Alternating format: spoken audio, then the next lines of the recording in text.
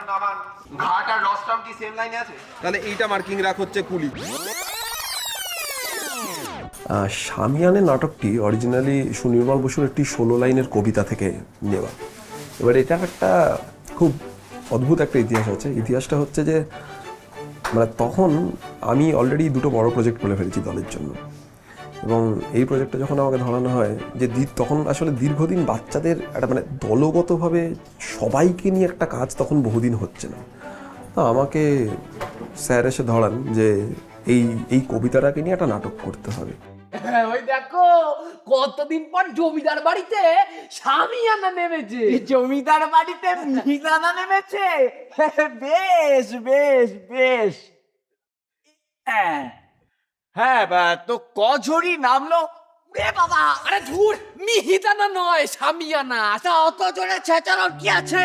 স্ক্রিপ্টটা পড়লাম, রিয়েলাইজ করলাম প্রচুর লোকজন আছে, এবং যদি কোনো নাট্যদল এই নাটকটা করতে পারে সেটা আমাদের যে স্ট্রেংথটা আছে সেটা দিয়ে একমাত্র এই নাটকটা সম্ভব বলে আমি মনে করি। এবং সবচেয়ে বড় চ্যালেঞ্জ ছিল যে নাটকটার মধ্যে তখন কোনো মানে এরকম কোনো তামঝাম নেই নাটকটার মধ্যে। আমি তখন অলরেডি দুটো নাটক করে ফেলেছি যেগুলোর মধ্যে প্রচুর লাউডনেস, প্রচুর মানে ফিজিক্যাল অ্যাক্টিভিটি, প্রচুর মজা, কেওয়াস, এগুলো অলরেডি করে ফেলেছি। তখন আমি ভাবলাম যে একটা জিনিস ট্রাই করি যেটা অলমোস্ট মানে ট্র্যাডিশনাল থিয়েটারের মতো করে করা আর কি।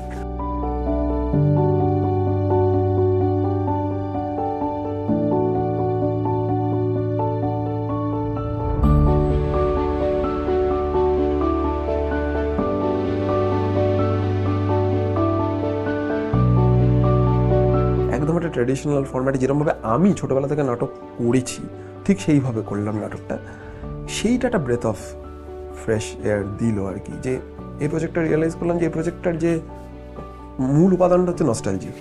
মূল উপাদান হচ্ছে একটা গ্রামীণ মানসিকতা, এবং সেখান থেকে বিভিন্ন মানুষের সাথে বিভিন্ন সম্পর্ক। জেঠি এসো না, এসো। দেখো লক্ষ্মী কি দেখেছে। কি দেখেছে আমার দিদি সোনা? ঠাকুমা দেখো। কই কই দেখি দেখি। ও মা, কিছু হবে নাকি গো জমিদার বাড়িতে? তুমি শোনোনি পিসি, জমিদার বাড়িতে কার নাকি মুখে ভাত।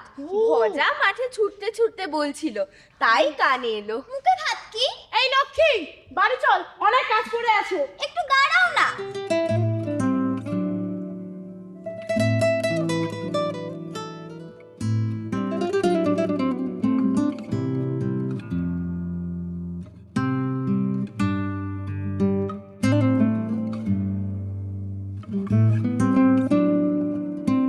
প্রচণ্ড নস্টালজিক একটা গল্প, খুব সিম্পলটন পিপলদের নিয়ে গল্প আর কি।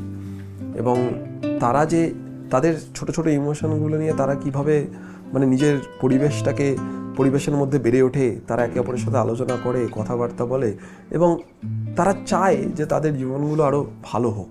এইটা নিয়েই একটা সুন্দর গল্প হচ্ছে শামিয়ানা।